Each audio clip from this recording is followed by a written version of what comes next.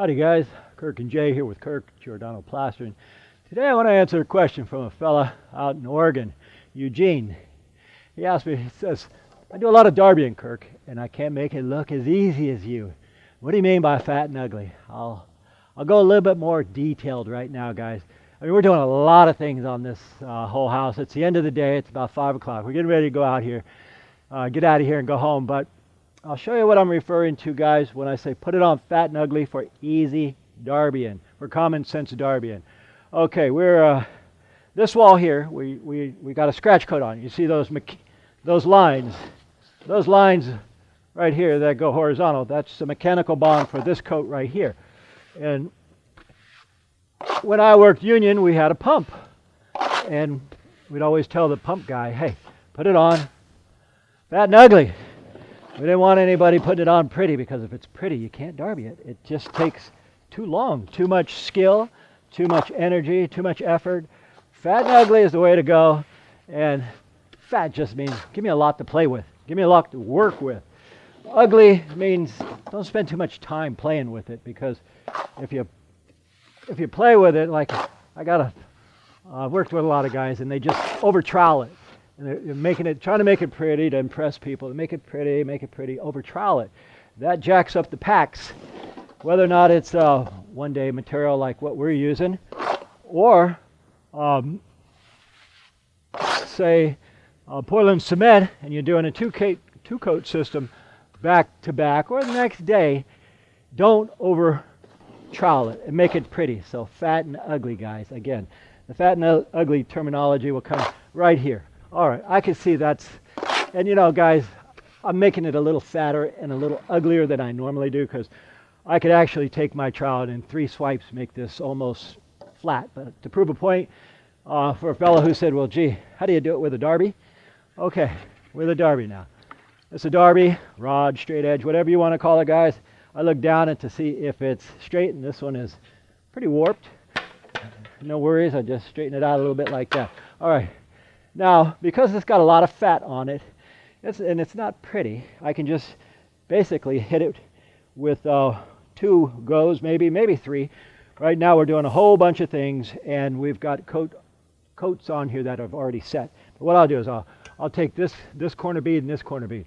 Now, I'm going to take it here to the darby on edge. There's one. All right. Now this mud here, you could put it on the wall. You could just drop it back down. Now you take it again. Now, this time I'm going flatter. That's pretty much done, guys. That's it. Because we don't want to play with these same day materials. If I want to get fancy, I could hit the screed there and come up and come this way. But what this just needs now is to set. As far as to tie in from here to do the texture, nothing somebody really experienced can't do. Now, over here, this is just a scratch coat. And it's actually, I put it on, it's real thick.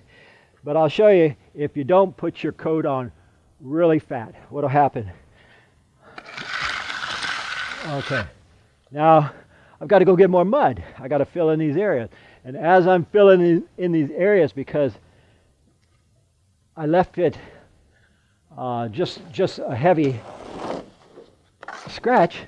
Now what I'm doing is, I got to put more mud on it. I don't want to keep going to my board and putting on mud, because you mess up the packs. And what are packs, guys? Those are what makes your cement even harder than you normally get it. Say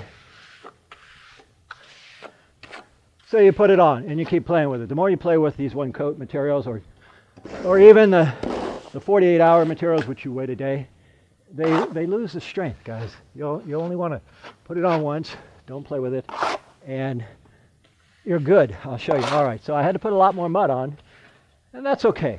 I'm not concerned with losing this wall or losing the packs, because we just put this on. But the point is, if you got excess mud like that, I just put it where it's hollow. I'm using this and this. Guys, I'm just using the wall. Use the wall. Look, you don't have to look at it, but when you get good enough, you can just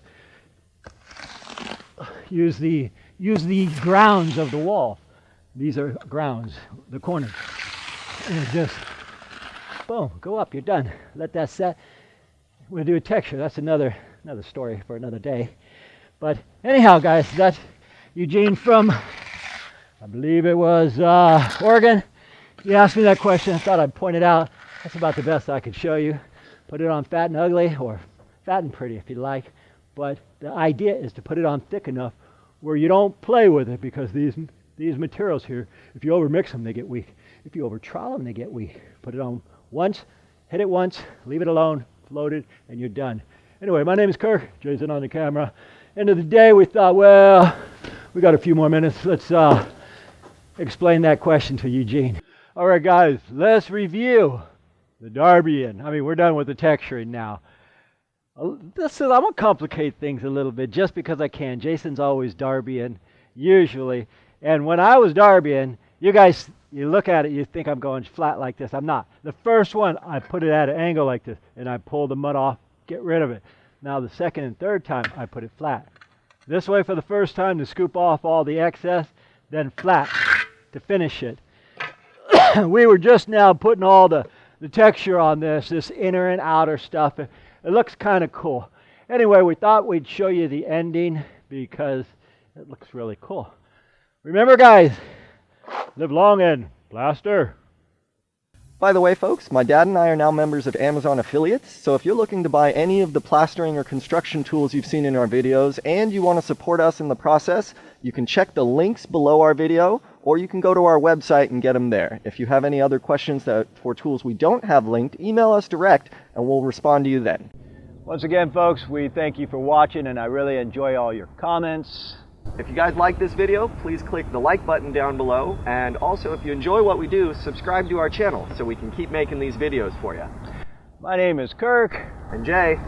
We thank you for watching, and from the entire Giordano family, we'll see you on the next one.